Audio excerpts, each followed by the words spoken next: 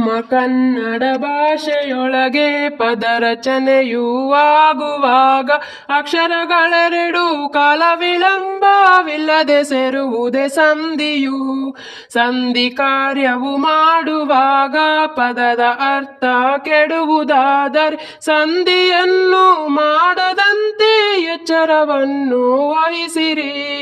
ಸ್ವರದ ಮುಂದೆ ಸ್ವರವು ಇದ್ದು ಸಂಧಿ ಕಾರ್ಯವು ನಡೆಯುವುದಾದರೆ ಅಂತ ಸಂಧಿಗೆ ಸ್ವರ ಸಂಧಿ ಎಂದು ಹೆಸರಿಸಿ ಕರೆವರು. ಸ್ವರದ ಮುಂದೆ ವ್ಯಂಜನವಾಗಲಿ ವ್ಯಂಜನದ ಮುಂದೆ ಸ್ವರವು ಆಗಲಿ ವ್ಯಂಜನದ ಮುಂದೆ ವ್ಯಂಜನ ಬಂದರೆ ವ್ಯಂಜನ ಸಂಧಿ ಎನ್ನುವರು. ಸಂಧಿಗಳಲ್ಲಿ ವಿಧಗಳೆರಡು, ಕನ್ನಡ ಮತ್ತು ಸಂಸ್ಕೃತ ಸಂಧಿ. ಕನ್ನಡ ಸಂಧಿಯಲ್ಲಿ 3 ಪ್ರಕಾರ, ಸಂಸ್ಕೃತದಲ್ಲಿ 7 ಪ್ರಕಾರ. ಕನ್ನಡ ಪದಕ್ಕೆ ಕನ್ನಡ ಪದವು, ಕನ್ನಡ ಪದಕ್ಕೆ ಸಂಸ್ಕೃತ ಪದವು ಸೇರಿ ಸಂಧಿ ಕಾರ್ಯ ನಡೆದರೆ ಕನ್ನಡ ಸಂಧಿ ಎನ್ನುವರು. ಪೂರ್ವಪರ ಪದಗಳಲ್ಲಿ 2 ಸಂಸ್ಕೃತ ಪದಗಳಿರಲು ಸುಲಭವಾಗಿ ತಿಳಿಯಬಹುದು ಈ ಸಂಸ್ಕೃತ ಸಂಧಿಗಳು.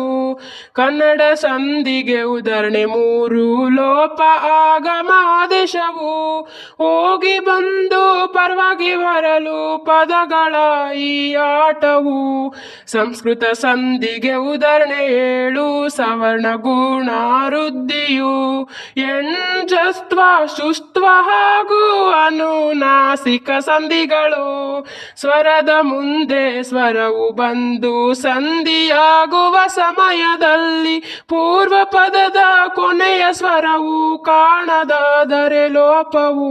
ಅವನೊಬ್ಬ ಇವನೊಬ್ಬ ಊರೂರು ಬಲ್ಲೆನೆಂದು ತುಪ್ಪಳದಂತೆ ಬೆಳ್ಳಗಾಗಿ ಇವು ಲೋಪ ಸಂಧಿಗಳು.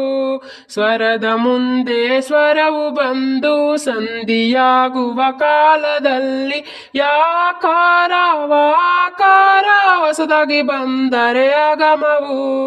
ಮನೆಯಲ್ಲಿ ತಂದೆಯನ್ನು, ಶಾಲೆಯಲ್ಲಿ ಗುರುವನ್ನು, ಮಗುವಿಗೆ ತಾಯಿಯನ್ನು ಇವು ಆಗಮ ಸಂಧಿಗಳು. ಉತ್ತರ ಪದದ ಮೊದಲ ವ್ಯಂಜನ ಕಾಚಟ ತಾಪ ಬದಲು ಗಾಜಡಾದ ಬಾ ಬಂದರೆ ಆದೇಶ ಸಂಧಿ ಎನ್ನುವರು. ಮಳೆಗಾಲ ಮೈದೋರು ಹುಲಿದೊಗಲು ಬೆಂಬತ್ತು ಕಡುವೆಲ್ಪು ಮೆಲ್ವಾತು ಇವು ಆದೇಶ ಸಂಧಿಗಳು. ಒಂದೇ ಜಾತಿಯ ಸ್ವರಗಳೆರಡು ಒಂದರ ಮುಂದೆ ಒಂದು ಬರಲು ಸಂಧಿ ಕಾಲದಿ ದೀರ್ಘವಾದರೆ ಸವರ್ಣ ದೀರ್ಘ ಸಂಧಿಯು. ವಿದ್ಯಾಭ್ಯಾಸ ಗುರುಪದೇಶ ದೇವಾಲಯ ಸುರಾಸುರ ಭೋಜನಾಲಯ ರವೀಂದ್ರ ಸವರ್ಣ ದೀರ್ಘ ಸಂಧಿಗಳು. ಅಕಾರಕ್ಕೆ ಇ ಬರಲು ಏಕಾರವು ಬರುವುದು, ಅಕಾರಕ್ಕೆ ಉ ಬರಲು ಓಕಾರವು ಆಗುವುದು, ಅಕಾರಕ್ಕೆ ರು ಬರಲು ಅರ್ಕಾರವು ಬರುವುದು.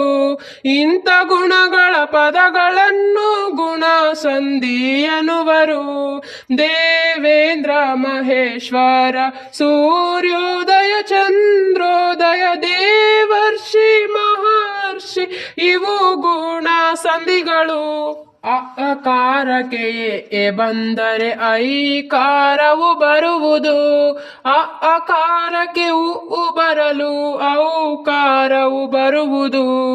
ಐ ಔ ಸಂಧ್ಯಕ್ಷರಗಳು ಸಂಧಿ ಪದದಲ್ಲಿ ಸೇರಿಕೊಂಡು ಸ್ವರವು ವೃದ್ಧಿಯಾಗಿ ನೆಲೆಸಿ ವೃದ್ಧಿ ಸಂಧಿಯು ಆಗುವುದು. ಏಕೈಕ ಲೋಕೈಕ ಜನೈಕ ಜಲೌಗ ವನೌಷಧಿ ಅಷ್ಟೈಶ್ವರ್ಯ ಇವು ವೃದ್ಧಿ ಸಂಧಿಗಳು. ಇಕಾರಕ್ಕೆ ಯಕಾರವು, ಉಕಾರಕ್ಕೆ ವಾಕಾರವು, ಋಕಾರಕ್ಕೆ ರಾ ಬಂದರೆ ಎನ್ ಸಂಧಿ ಎನ್ನುವರು. ಅತ್ಯಂತ ಅತ್ಯವಸಾರ ಅಣ್ವಸ್ತ್ರ ಜಾತ್ಯತೀತ ಪಿತ್ರಾರ್ಜಿತ ಕೋಟ್ಯಾಧೀಶ್ವರ ಇವು ಎಣ್ ಸಂಧಿಗಳು. ಪೂರ್ವ ಪದದ ಕೊನೆಯ ವ್ಯಂಜನ ಕಚಟ ತಾಪಗಳಿಗೆ ಗಾಜಡಾದ ಬಾ ಬಂದರೆ ಜಸ್ತ್ವ ಸಂಧಿ ತಿಳಿಯಿರಿ. ಷಡಾನಚಿದಾನಂದ ವಾಗ್ದೇವಿ ಅಜಂತ ದಿಗಂತ ಷಡಂಗ ಇವು ಜಸ್ತ್ವ ಸಂಧಿಗಳು. ಸಾಕಾರಕ್ಕೆ ಶಾಕಾರವು ತಾ ವರ್ಗಕ್ಕೆ ಚ ವರ್ಗವು ಆದೇಶವಾಗಿ ಬರುವುದಕ್ಕೆ ಶುತ್ವ ಸಂಧಿ ಅರಿಯಿರಿ. ಶರಶ್ಚಂದ್ರ ಜಗಜ್ಯೋತಿ ಪಯಶಯನ ಬೃಹಶ್ಚತ್ರ ಮನಃಶುದ್ಧಿ ಸಜ್ಜನ ಇವು ಶುತ್ವ ಸಂಧಿಗಳು. ಪೂರ್ವ ಪದದ ಕೊನೆಯ ವ್ಯಂಜನ ಕಚಟ ತಾಪಗಳಿಗೆ ಅದೇ ವರ್ಗದ ಅನುನಾಸಿಕ ಅಕ್ಷರ ಬರಲು ಅನುನಾಸಿಕ ಸಂಧಿಯು. ಷಣ್ಮುಖ ವಾಂಗ್ಮಯ ಸನ್ಮಾನ ತನ್ಮಯ ಉನ್ಮಾದ ಜಗನ್ಮಾತೆ ಇವು ಅನುನಾಸಿಕ ಸಂಧಿಗಳು. ಕನ್ನಡ ಭಾಷೆಯ ಸೊಬಗು ಮೆರೆವ ಸರಳ ಸುಂದರ ಹಾಡಿದು ಸಂಧಿಗಳನ್ನು ತಿಳಿಸಿಕೊಡುವ ಸಂಧಿಗಳ ಈ ಹಾಡಿದು.